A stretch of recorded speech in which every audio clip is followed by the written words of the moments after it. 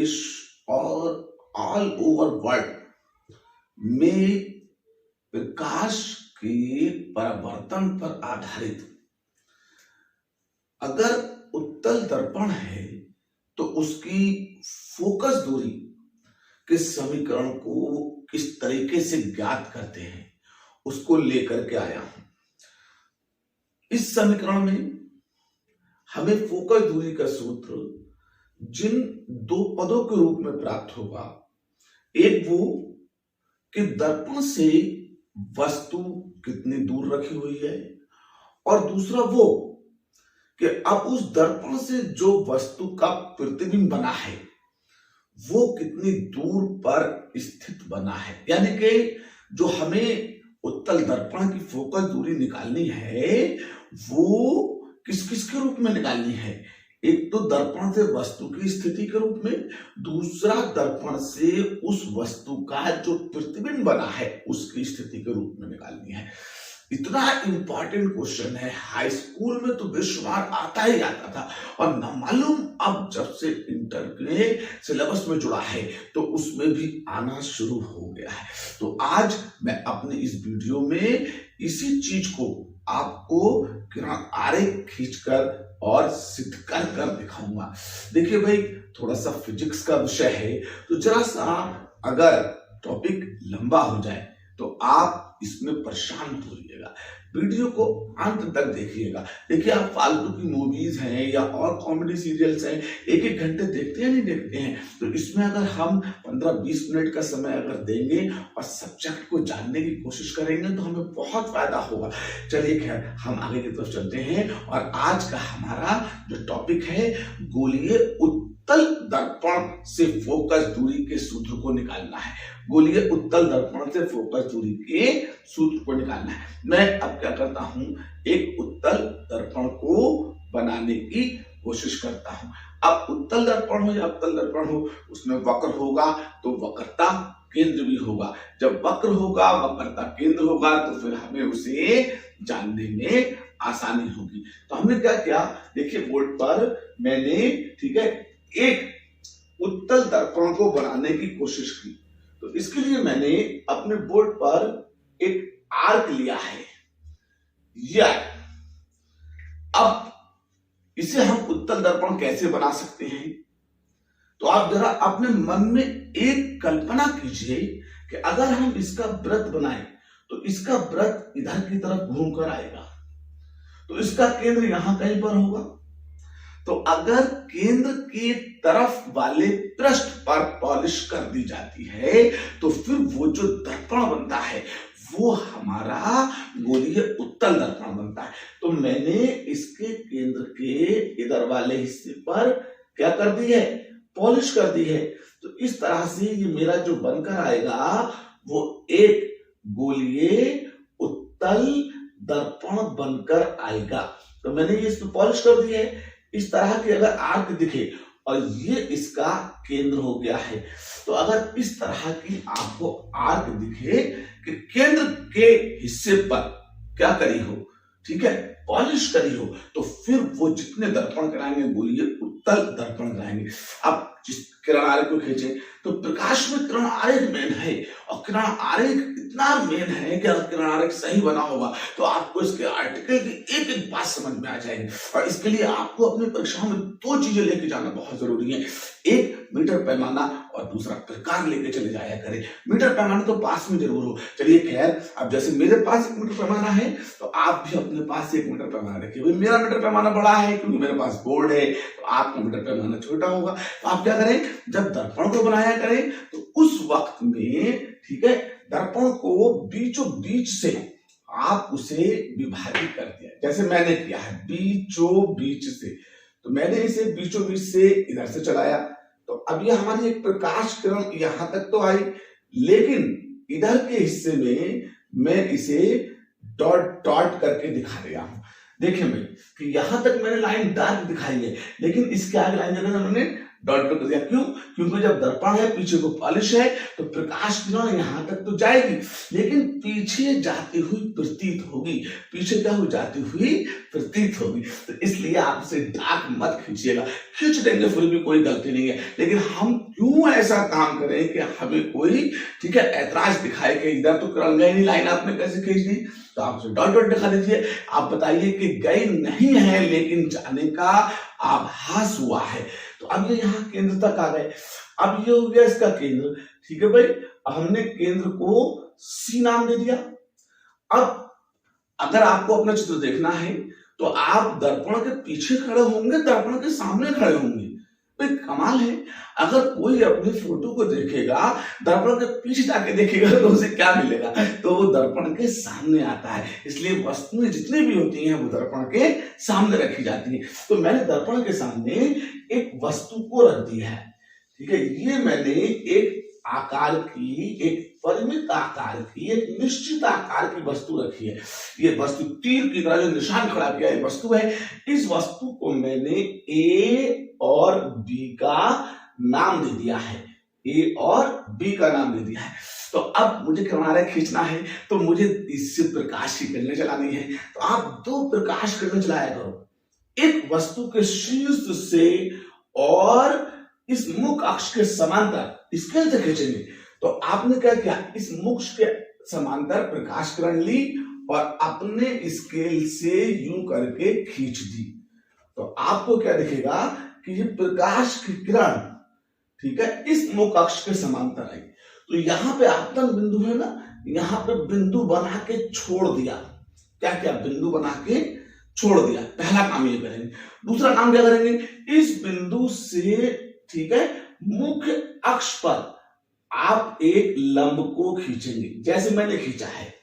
तो मैंने एक अभिलंब खींचा है, ठीक है, लंब खींचा है मुख्य अक्ष पर। इसे अभिलंब नहीं कहेंगे, लंब कहेंगे। किस अक्ष पर? मुख्य अक्ष पर। तो इसे मैंने नाम एन और पी दे दिया, क्योंकि लंब का जो आधार होता है वो ध्रुव कहलाता है, और ध्रुव को अंग्रेजी में पोल कहते हैं, इसलिए मैंने इसे पी का नाम दे दिया है। आगे चलते हैं। अब हम क्या करेंगे, जब हम थोड़ा सा आगे बढ़े ना, तो अब हमें इस किरण को, इधर तो ये जा नहीं पाएगी, पॉलिश करी हुई है, तो परावर्तित करना है। तो परावर्तित यानी कि इस ये आपतन बिंदु है, आपतन बिंदु पर गोलीय पृष्ठों पे जो लंब खींचते हैं वो कहां से खींचते हैं? मैंने पिछली वीडियो में बताया था, वो केंद्र से खींचते हैं पृष्ठ के। तो आपने क्या किया, आपने स्केल को लिया, आपतन बिंदु और पृष्ठ का जो केंद्र था उस पे स्केल को रखकर एक अभिलंब ड्रॉ किया। तो आपका वो अभिलंब इस तरह से आएगा भाई, ठीक है। ये आ गया अभिलंब, ये आ गया अभिलंब। तो इस अभिलंब से हमने क्या देखा ना, ठीक है, ये सी और पी के बीचों बीच में आप एक बिंदु को रखें। तो ये प्रकाश किरण अभिलंब को दूसरी ओर से लौटेगी, तो अब नीचे तो आएगी नहीं, तो ऊपर की तरफ से लौटेगी। कहां से लौटेगी? ये जो यहाँ पे ऊपर की तरफ से लौटेगी। तो आप क्या करें, पी और सी के बीचों बीच में एक बिंदु रखें, बिल्कुल स्केल से नाप लिया करें। तो सी और पी के बीचों बीच बिंदु रखा, इस बिंदु को इससे मिलाया। तो अब आप क्या करें, इधर को तो डार्क कर दीजिए और इधर डॉट डॉट कर लेकर आएंगे। तो आपको क्या लगेगा ना कि ये टकराकर परावर्तित होकर इधर को लौटी है। तो ऊपर तो कहीं मिलेगी नहीं, लेकिन जब पीछे हटा के देखा तो पीछे ये मिलती हुई प्रतीत हुई, और जहां पर मिलती हुई प्रतीत होगी तो वहां पे क्योंकि समांतर आई है तो इसलिए इसका फोकस होगा। इसे हम एफ से लिखेंगे। क्या लिखेंगे? एफ से लिखेंगे। ये फोकस आ गया। अब क्या करेंगे, जब हमारे पास फोकस आ गया है तो अब दूसरी किरण लिखिए। दूसरी किरण कहीं से मत लाया करो, वक्रता केंद्र की तरफ से लाया करो। और वक्रता केंद्र पे जो किरणें गिरती हैं वो अपने मार्ग पे वापस लौट जाती है। क्यों लौट जाती है? क्योंकि वक्रता केंद्र परिधि पर स्थित बिंदु पर लंब होता है, और लंबवत गिरने वाली प्रकाश की किरणें अपने ही मार्ग पर वापस लौटती हैं। जैसे आपके पास में कोई बॉल है, आप उसे धरती पे फेंकिए यूं करके लंबा, तो वो आपके हाथ में आ जाएगी। फिर लंबवत फेंकिए वो आपके हाथ में आ जाएगी, फिर लंबवत फेंकिए वो आपके हाथ में आ जाएगी। लेकिन जब आप उसे किसी एंगल पर फेंकेंगे तो वो आपकी तरफ आने की बजाय टप्पा खा के दूसरी ओर जाएगी, आपकी तरफ आने की बजाय टप्पा खा के दूसरी ओर जाएगी। तो इस तरह से आपको क्या मिलेगा, ठीक है, कि अब दूसरी किरण खींचने का तरीका मिल गया। कहां से खींचेंगे उसे हम, ठीक है, आप वस्तु को शीर्ष पर रखिए स्केल को और वक्रता केंद्र पर रखिए।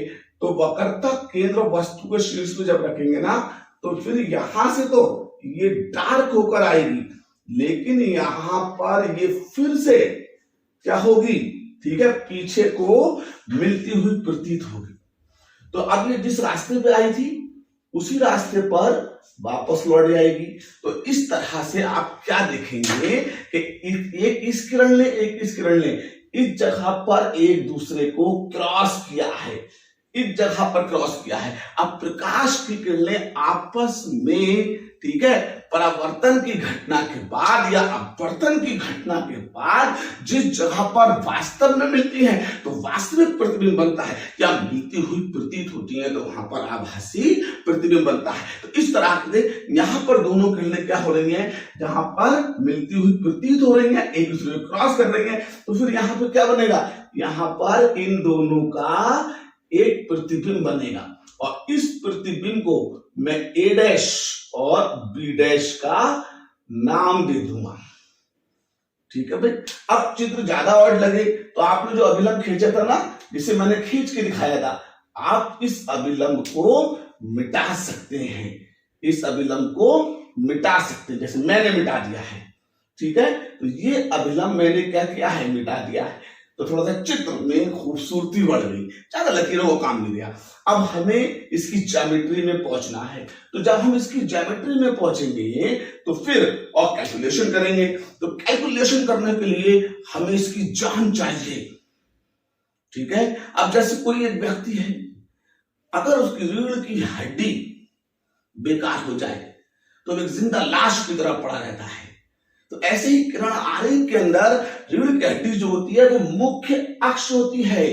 रीढ़ की हड्डी क्या होती है, मुख्य अक्ष होती है, और इस मुख्य अक्ष को निकालना ही तो हमारा काम है। अब जैसे आप कंप्यूटर चलाते हैं ना, तो किसी चीज को पहले क्या करते हैं, कॉपी करने से पहले उसे अंडरलाइन करते हैं, फिर कॉपी करते हैं, फिर कट करते हैं, फिर पेस्ट करते हैं, पेस्ट करने के बाद फिर कहीं पे लगाते हैं तो उसे बड़ा करके जूम करके देखते हैं। तो अब हमने भी क्या किया, ठीक है, ये जो ए से लेके सी तक, ए से लेके सी तक, ये इसकी जो रीढ़ की हड्डी थी उसे हमने खींच लिया है।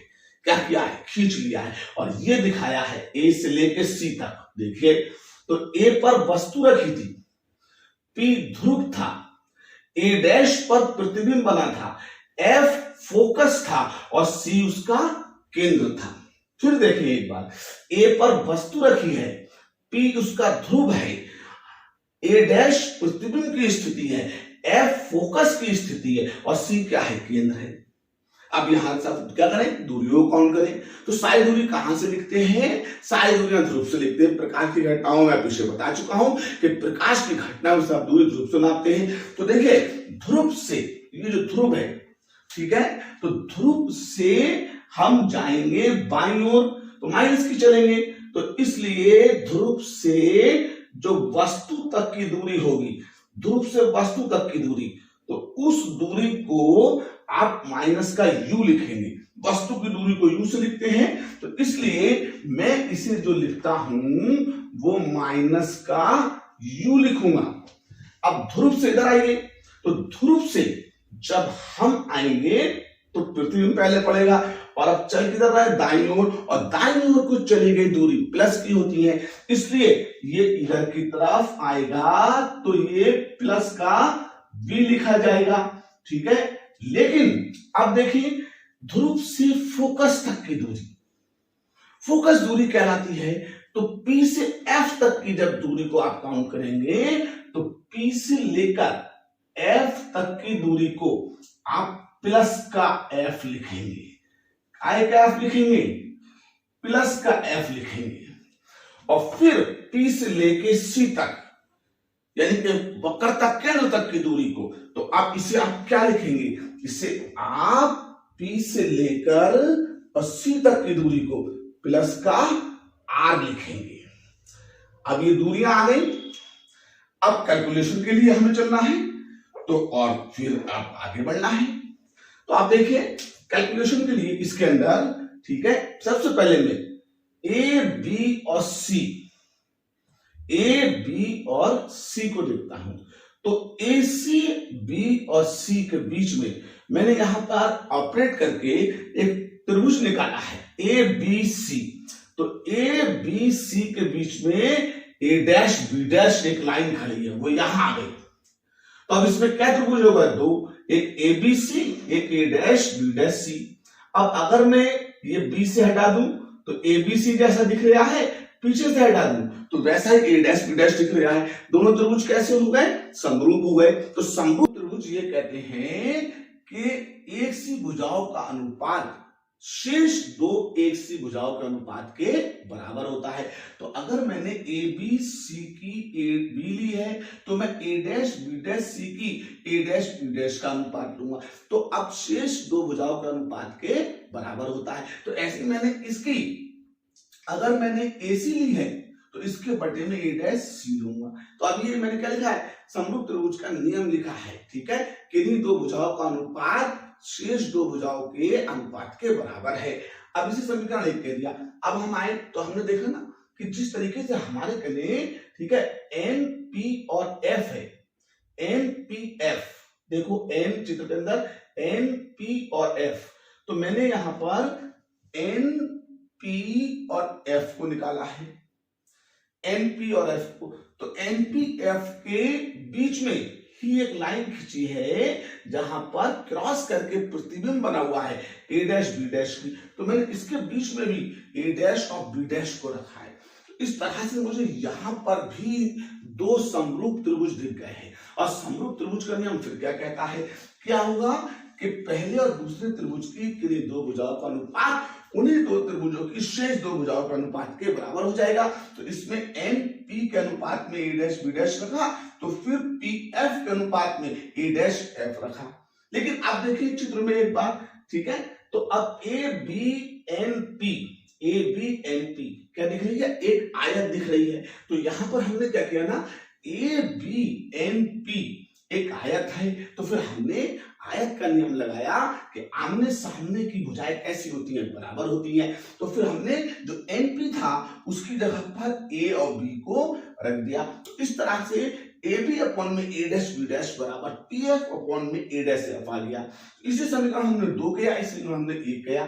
तो समीकरण दो को देखें और एक को देखें तो दोनों की लेफ्ट हैंड साइड देखिए कैसी है, आपस में बराबर है ना, तो फिर इनकी राइट हैंड साइड भी क्या होंगी, बराबर होंगी।